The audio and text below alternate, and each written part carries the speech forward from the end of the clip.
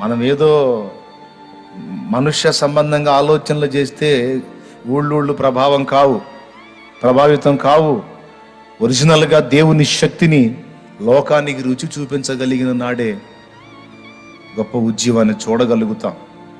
Assisi వాసియకు Francis అనేటువంటి దైవజనుడి పుస్తకం మీకు స్టాల్లో దొరికిద్ది, తెచ్చుకొని చదవండి.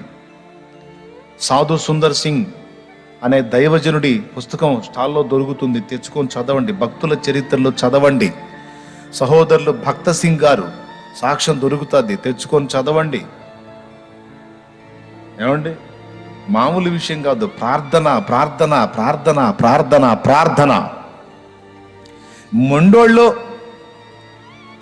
మనలాగా ఇప్పుడు మనం ఎన్నో ఆకర్షణలలో టైం పాస్ చేస్తున్నాం, ఎన్నో చూసుకుంటూ టైంను గడిపేసుకుంటా ఉన్నాం. ప్రార్థన అంటే ఏ అరగంటో గంటో అరా కొరా చేస్తున్నాం. మనం అంత ప్రార్థన మూల్యం చెల్లించట్లా. ఇప్పుడు మనకి ఈ శోధనలు ఎక్కువ, ఆకర్షణలు ఎక్కువ.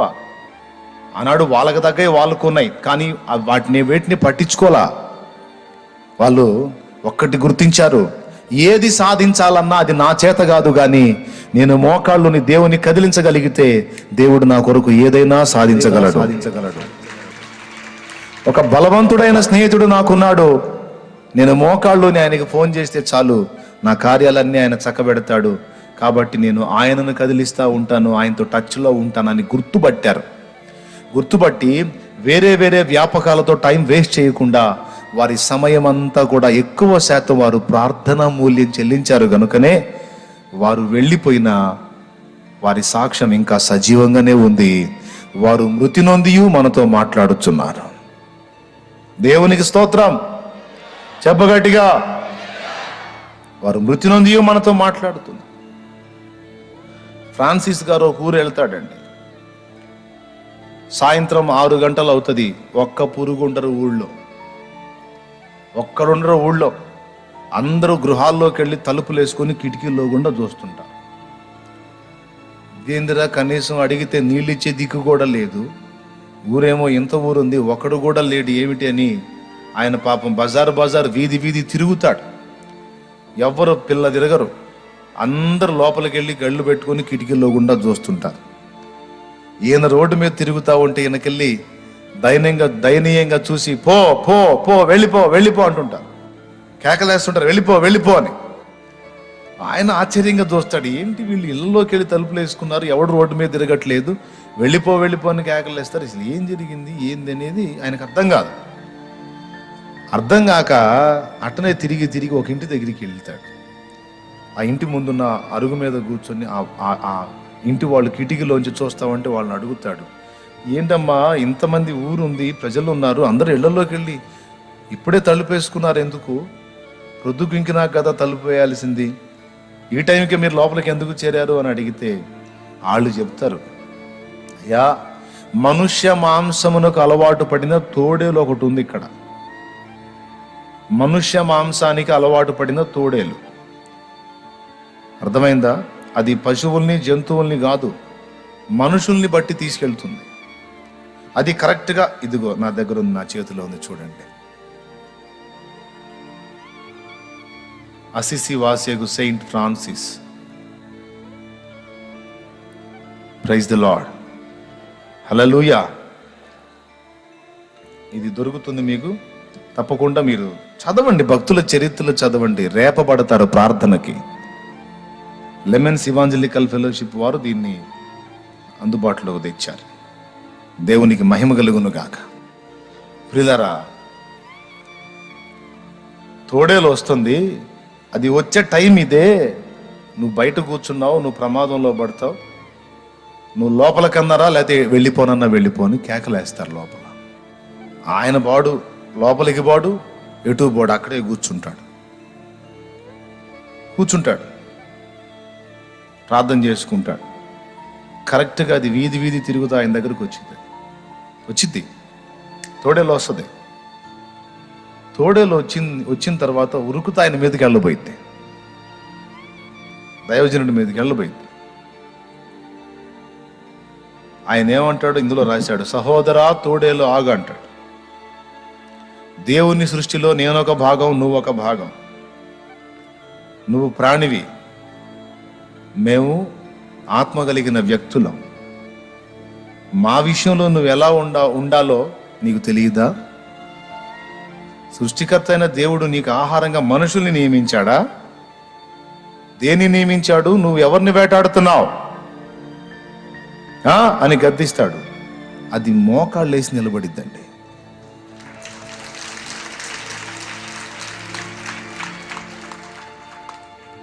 కహానీ కాదు, కట్టుకథ కాదు, చరిత్ర. క్రూర జంతువు తోడేళ్ళు మోకాళ్ళు నిలబడిద్ది. ఇందులో ఆ బొమ్మ కూడా ఉన్నట్టుంది. ఇదిగో అదిగో ఆ బొమ్మ కూడా ఉంది. నా చేతిలో ఉన్న బుక్ చూపిస్తాడు చూడండి, అందులో ఇది కూడా ప్రింట్ వేసాడు. గద్దిస్తాడు దాన్ని. ఏం చేస్తున్నావు నువ్వు? దేవుడు నీకు ఈ పనే చెప్పాడా? ఇలా చేయమని చెప్పాడా అని గద్దిస్తాడు. అట్లా మౌనంగా అయిపోతాడు. అప్పుడు చెప్తాడు, ఆ ఇంటి వాళ్ళకు చెప్తాడు, ఇది రోజు వస్తుంది, కొంత ఆహారం సిద్ధపరిచి దానికి పెట్టేసేయండి, తిని వెళ్ళిపోయి. ఇంకా ఏ మనుషుని ప్రాణం కూడా నువ్వు తీయటానికి వీల్లేదు, జాగ్రత్త అని చెప్పి గద్దిస్తే వెళ్ళిపోయింది.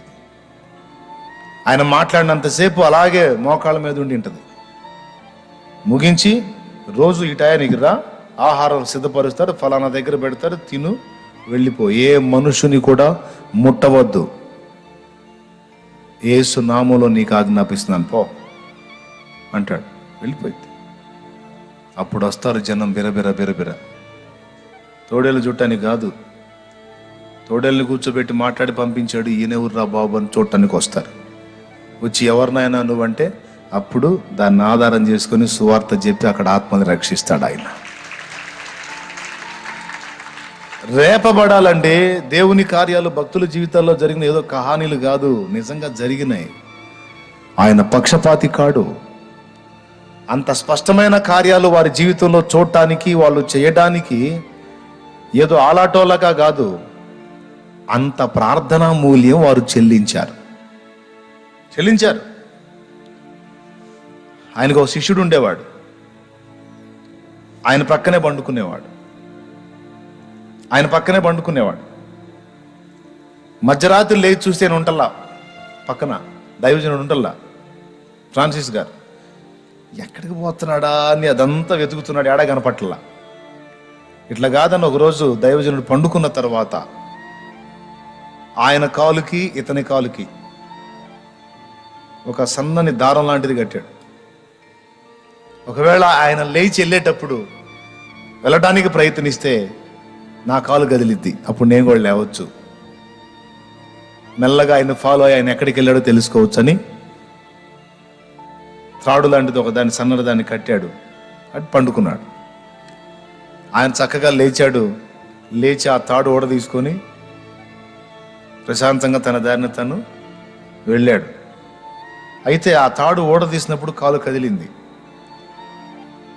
కదిలి అతనికి మెలకు వచ్చింది.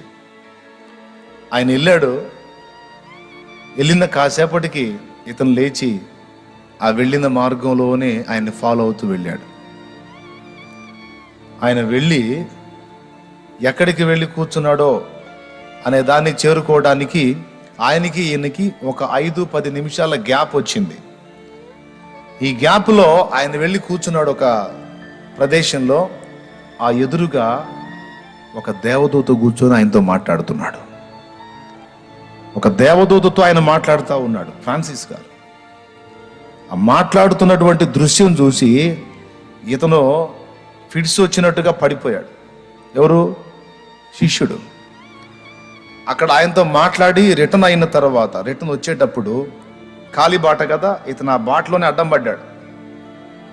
ఆయన ఆ చీకట్లో నడుచుకుంటూ వస్తూ ఉంటే కాలుకు తగిలాడు.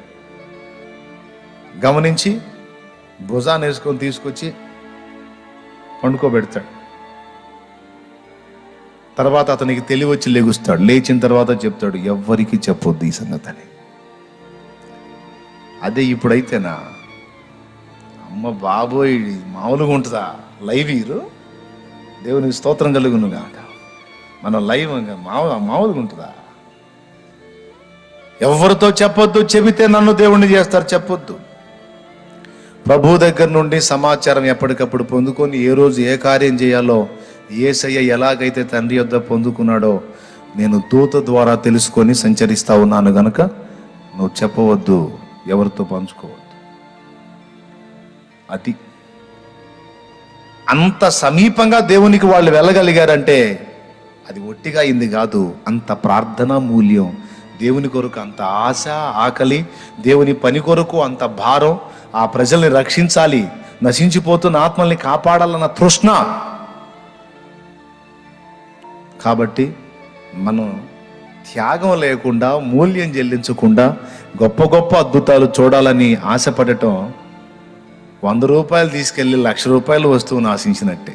కొంతమంది నా దగ్గరికి వచ్చి అంటారు, అన్నవు ఒక పెద్ద పని ఏర్పాటు చేశా కానీ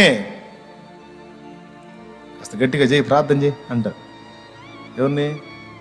నన్ను. అంటే అందులో ఏదన్నా లైన్ కుదిరితే నీకు కూడా లైన్ చేద్దాంలే కానీ కమిషన్ అనమాట. నేను ఇంకా అబ్బా ప్రభా ఆయనకేదో పెద్దది రాబోతుందంట, నాకు కూడా కొంచెం కనిపెడతాను అన్నాడు ప్రభా అని నేను మొత్తుకోవాలని నాకు చెప్తాడు. ఇక ఆయన తిరుగుతాడు ఫ్రీగా. తప్పు. నేను చేయనుగా, నేను పొరపాటును కూడా ప్రేమగా చెప్తా. నీకు కూడా చూద్దాంలే కానీ అని నాకు చెబుతున్నావు. నాకు చూసినా చూడకపోయినా నీకు ముందు పని కావాలంటే నువ్వు మొత్తుకో బాబు, మోకాళ్ళు లేసని చెబుతా. నువ్వు చెయ్యి, నేను కూడా చేస్తా. నాకు ఇవ్వటం సంగతి తర్వాత నీ కుటుంబము క్షేమం పొందినట్లు దేవుడు నీకు ఇస్తాడు. కానీ నువ్వు దేవుని దగ్గరికి వెళ్ళి మోకాళ్ళుని చెల్లించాల్సిన మూల్యం, ప్రార్థన మూల్యం చెల్లించో. ఈ విధంగా ఎన్నో సంగతులు, కొన్ని మొండి సమస్యలు, మొండి దయ్యాలు, మొండి శోధనలు పరిష్కారం కావాలంటే త్యాగముతో కూడిన ప్రార్థన, ఉపవాస ప్రార్థన, జాగరణతో కూడిన ప్రార్థన మనం చేయగలిగినప్పుడు దాని తీవ్రత ఏంటో మనకి తర్వాత అర్థమవుతుంది, దాని ప్రభావం ఎంత ఉంటుందో. Praise the Lord. టోటల్గా ఒకటి అర్థమైంది మనకి, మనం చెల్లించే ప్రార్థన మూల్యాన్ని బట్టి గొప్ప కార్యాలు సాధించగలం. ఇప్పుడు మీకు ఒక డౌట్ రావచ్చు, మరి ఎంతసేపు చెబుతున్నా కదా, మరి యేసయ్య చచ్చిపోయిన లాజరును లేపేటప్పుడు ఎంత ప్రార్థన చేశాడు? ఎంత ప్రార్థన చేశాడు? తండ్రి, నా మనవులు నీవు వినుచున్నందున నీకు కృతజ్ఞతాస్తుతులు చెల్లించుచున్నాను. నువ్వు ఎప్పుడు నా మనవులు వినుచున్నావు. ఇదిగో నీవు నన్ను పంపితవని ప్రజలు ఎరుగునట్లు ఈ కార్యమును జరిగించు అని ఏదో 2 ముక్కలు ప్రార్థన చేసి లాజరు బయటకు రా అనగానే వచ్చేసాడు లాజరు. ఆయనే సుదీర్ఘ ప్రార్థన చేయలేదే, నువ్వు చెప్పినట్టు ఇంత ప్రార్థన చేయలేదే అనే డౌట్ మీకు వచ్చే అవకాశం ఉంది. దానికి కూడా సమాధానం చెప్తా. ఏంటంటే, లాజరు దగ్గరకు వచ్చి చేసిన ప్రార్థన ఒక నిండా నిమిషం కూడా లేదు, సెకండ్స్ ప్రార్థనే. కానీ అక్కడ ఆ కార్యం జరగటానికి ఆయన రాత్రంతా తండ్రితో గడిపాడు. అది మర్చిపోవద్దు మనం. ఆయన సాయంత్రం అయ్యేటప్పటికి ఎక్కడికి వెళ్తాడని రాస్తుంది? ప్రార్థించుటకు ఒలీవల కొండకు వెళ్ళి రాత్రంతయు ప్రార్థించుటలో గడిపెను. ఓకే, ఆ భూమి మీద తండ్రి తన కార్యములు నెరవేర్చున్నట్లు, పరిశుద్ధాత్మ శక్తి కార్యములు జరిగించున్నట్లు ఆయన రాత్రంతా మోకాళ్ళుని ప్రార్థన చేశాడు. ఏలియా కూడా ఎన్ని కార్యాలు సాధించాడు, అన్ని కార్యాల కోసం ఏలియా ప్రార్థన ప్రార్థన ప్రార్థన చేశాడు. కాబట్టి యేసయ్య అయినా, ఏలియా అయినా, ఎలీషా అయినా, పౌలైనా, పేతురైనా, ఫ్రాన్సిస్ గారైనా, భక్త సింగ్ గారైనా, సాధు సుందర్ సింగ్ గారైనా, ఇందాక చెప్పినటువంటి దైవజనుడు ఎవరైనా ప్రార్థనలో పెనుగులాడారు. అందులో ఉన్న శక్తి ఏంటో గుర్తుపట్టారు, త్యాగముతో ప్రార్థన చేశారు.